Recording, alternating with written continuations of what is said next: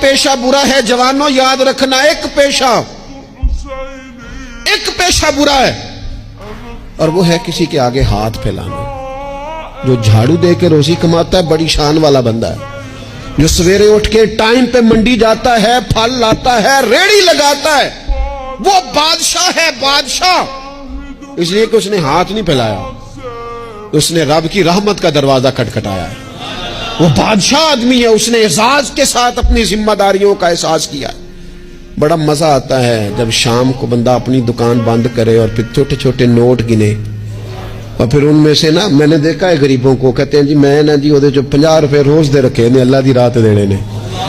اور پھر اس میں سے وہ تھوڑے سے جب بچا کے کہتا ہے نا کہ آج میں نا مطلب 4 پیسے زیادہ ہیں، آج گھر پھل بھی لے کے جانا ہے۔